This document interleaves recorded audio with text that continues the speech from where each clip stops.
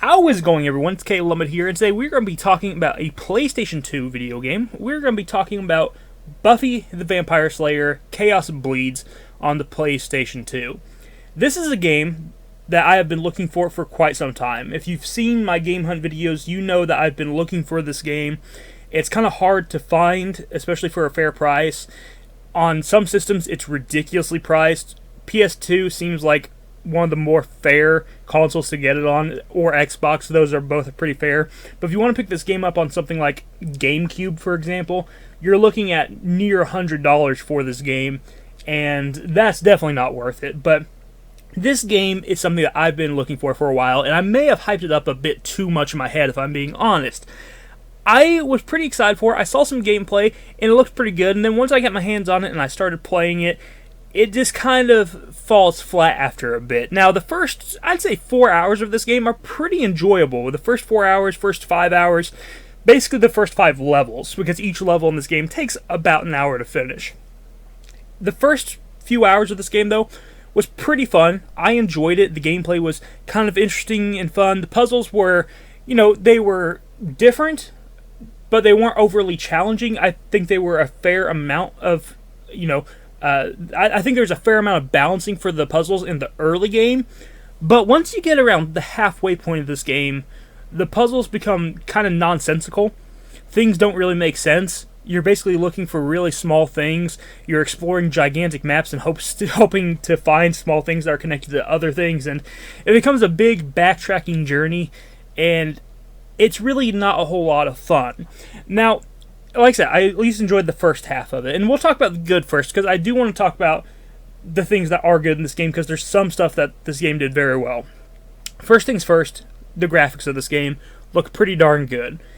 Every character looks like the characters from the TV show, so they did a great job with that. The voice acting, for the most part, is pretty good. Not all of it. For some reason, they made Willow sound a little bit retarded. I don't know why they did that, but for the most part, the voice acting is pretty good. It's almost like I can feel that using them should be simple, but I don't know how. I enjoy the combat as well when it's not gank fighting you. There's a lot of moments where it just sends way too many enemies at you at once, or when the game just keeps respawning enemies that you've already beaten, and that kind of gets annoying. But the combat is pretty fun, at least for the beginning half of this game. I did enjoy the combat, and they definitely did a good job making it feel very immersive, because whenever you are fighting these vampires, for example, you have to knock down the vampires, and you can't defeat them unless you have some sort of wooden stake. So if you have a wooden stake, you can just plow the wooden stake into them, and they will disintegrate. And I think that's actually a really cool idea. It's a great way to make this game feel more immersive, and I really like that. And there's other enemies other than vampires. Like, there's some gargoyles that you have to face at one point. There's some demons. There's cyborgs. We'll talk about the cyborgs here in a minute. But there's a lot of different enemies, and I think they did a good job with the variety of enemies that you face in this game. And there's also quite a few boss fights, and the majority of the boss fights are actually pretty decent. The only boss fight that I would say is pretty bad would be towards the end. There's like one where you're in a shopping mall and you're having to shoot fireballs across the mall, and it's a real pain in the butt to try and get the hits on the enemy on that one. But for the most part, though, a lot of the boss fights are actually pretty fun, and I did enjoy the boss fights. And the level design is good for the first half of this game, and then that also goes downhill. So that's pretty much all the positive. Let's talk about some of the negative. So this game is very clunky when it comes to swapping your different items and stuff, because you are picking up a ton of different items. You are picking up stakes, but you are also picking up things like holy water. You're picking up hellfire grenades. You're picking up all sorts of different things to use against all of these enemies in this game. And trying to swap between them on the D-pad is a real big mess. And you don't always get to, like, if you just leave it on the item that you want, it doesn't go to that item. You actually have to select up after you get to the item on the D-pad for it to lock in. And when you are being attacked by a bunch of enemies, it's kind of hard to remember to do that. So that is somewhat of a negative, just because it feels a little bit too clunky there. Another negative I would say for this game is that there's not really a good way to aim a lot of the projectiles. For something like the crossbow, you can pick up a crossbow. That's easy enough to aim. You can pick up a a holy water filled squirt gun, which I actually did like that. I thought that was kind of funny. And that one is also pretty easy to aim. But then there's things like the actual Hellfire grenades themselves. There's things that, like the actual magic spells to throw fireballs when you're playing as Willow. There's things like that that are just really hard to aim. And it, again, makes the game feel very clunky and very dated because of that. It would have been better if there was just a completely different, lock-on system. This game definitely needed a better lock-on system than what it had in it. Now, the biggest issue with this game that I'm going to talk about is the puzzle system. A lot of the puzzles in the second half of this game are really, really just... They're not intuitive whatsoever. They're really clumsily done, it feels like. The stuff you're looking for is so obscure and so hard to find. Sometimes you're just looking for like one tiny switch in an entire room and you can't find it and you don't know where it is. And it gets to the point where I hate using guides. I've never liked using guides, but it got to the point when I get to the hospital level in this game, and I finally just decided to use a guide because I couldn't figure out what I was doing. I found an oxygen tank, and I saw that there's a fire, and I knew that had something to do with the oxygen tank and the fire. I don't know why my voice went out there. And the fire, but I could not figure out what it was. So I finally just gave up after 30 minutes of trying to figure it out. I tried everything I could, and then it turned out that you had to aim the oxygen tank like you would one of the guns. And I was just like, why would I even think to do something like that? Like, it just didn't make sense to me. And then that was kind of the first sign that things were going to go downhill. I had to use a guide for that, and after that, it was like the guide just, I had to keep using it, because the more and more I played, the more and more obscure the puzzles got. And the annoying thing about it is, it's one thing if, the puzzles are just kind of obscure, but they're still solvable in different ways. The thing is that this game is a lot like a math teacher in terms of you can know what to do, you can get the puzzle right, but if you don't do it the exact way that they want you to, you cannot progress. That seems like how the math teachers in school used to be, and that made me entirely just furious playing through this game. It was just like, I know what to do, just let me do it my way, because it will give you the same result. Just let me do it, but you have to do it a certain way, and it's really frustrating because it's very particular in the actual steps that you have to do to be able to do this. Now, I mentioned cyborgs earlier on in the video, and I don't want to forget about that, because there's a big problem in this game with checkpoints. And there's one level where the problem with the checkpoints pops up more than any other. And that is this level where you are in this underground type base, and there's cyborgs there. And there is a specific objective that says, do not basically provoke the cyborgs until you find out what their weakness is.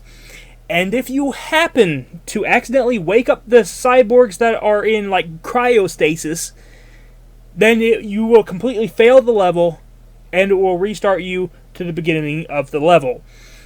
And there's many parts of this game where the checkpoints are just way too far back. It gives you checkpoints, it does. It gives you checkpoints throughout the levels, but it doesn't give them enough, in my opinion. Especially on stuff like this cyborg one, where it's so easy to wake up the cyborg because you are trying to jump over an invisible red line that you cannot see. You just have to hope that you can jump over it, and if you accidentally touch it, you fail the level.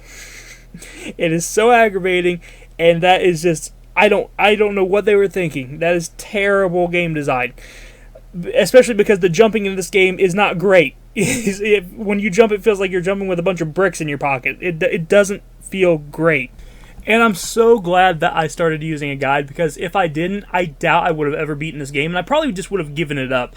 Because there was definitely points where I was solving the puzzles by myself, where I was just kind of wandering around for 10 minutes at a time trying to figure out what to do. But it gets so convoluted later on that I would have never figured it out. There's certain ledges that you have to grab that you would have never thought that you could grab onto, especially because there's this weird thing where you can grab onto ledges in this game, but not every ledge is something you can grab onto. So you have to know which ledges you can and can't grab onto, and there's no good way to actually know that. So that's also frustrating. But there's, towards the end of the game, there's a zoo, and you have to, open these gates. And there's no way to know this, but you actually have to jump and grab onto the top of the gates and let the gates carry you up. But there's, no way to know this unless you were looking at a guide. So I don't understand what type of game design they were going for here, but it was something that I would have never even thought of to do. Like, why would I even think to, grab onto to the top of a gate that's opening up? Why would I even think to do that? Like, that, it just doesn't seem like something that makes sense to do, but it's something that you have to do. And if you didn't know that there was a location up there, then you wouldn't have been able to progress in the story. And that is just so crazy to me. I can't believe that that was even in the game. And there's just so many moments like that of just puzzles that are nonsensical, that don't make any sense, that there's no good hint that they give you. You just kind of have to figure it out on your own, and there's too much of you just having to wander around forever unless you are using a guide. And I hate using guides because, again, it feels like whenever you use a guide, it feels like you're basically, like, it doesn't feel like it's rewarding anymore. I can sometimes still use a guide and feel like I'm at least being rewarded if the story is good, but the story isn't even good here. In fact, the ending feels rushed, and the ending just doesn't even make sense, and it's not even any good. So, without any actual real reward here, there's no, like, achievements or anything like that, obviously, because it's PS2, so there's nothing to gain by continuing to play this game. I honestly probably could have just stopped halfway through and called this a day and done the review, but I have such a problem doing that. I feel like I have to finish video games. But I finished this game, and I can honestly say I'm not a fan of this game. I don't think it's a good game. I wish it was, because I was very excited for it, but it is just so clunky. The controls are so clunky.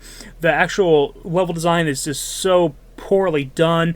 The backtracking you have to do, the actual, trying to find all these puzzle pieces and trying to go to the right locations to get all these puzzle pieces working. I haven't even talked about the doors that don't open when they're supposed to. Like, there's doors that you have to defeat every single enemy for the door to even open, and there could be an enemy in, like, a room, across the level, and you don't even know he's there, and it won't open the door until you go and you find that one enemy that's still somehow around. It's just stuff like that that makes this game just not very fun for me. So I have to give this game a negative review. I wish I liked it. I really wish I liked this game, but I just don't. I don't think it's a good game, and it's unfortunate because I was super excited to play it. The only other positive thing I can say about this game is that it does at least let you play as multiple characters. That was kind of cool. So you can play as Buffy, but you can also play as some of the other characters from the TV show. I'm not super familiar with the TV show, but it was still kind of cool to be able to play as other characters, like to be able to play as Willow, to be able to play as, I think Spike is the one guy's name. So it's kind of cool to be able to play as multiple different characters. There's another Vampire Slayer that lets you play as, so at least it does let you do that. But overall, I think that's where my praise for this game has to, unfortunately, come to an end. This game has some cool ideas. It has some funny things that it does, like the holy water coming out of a squirt gun. I think that's kind of funny. It has some neat ideas. It has some cool references. It has, I think, some levels that look cool, but overall are just designed kind of poorly. Overall, it's just a game that doesn't hold up very well by today's standards. I feel like there's a reason why a lot of games these days have waypoint markers, because it's mainly because of games like this that had no waypoint markers, and you would have had no clue how to actually get anything done. So, unfortunately, this is a game that I think is better off left in the past. But thank you so much for watching. I hope that you enjoyed. If you did, hit the like button, subscribe button down below, and I will talk to you in the next one. You have a wonderful day. Bye-bye.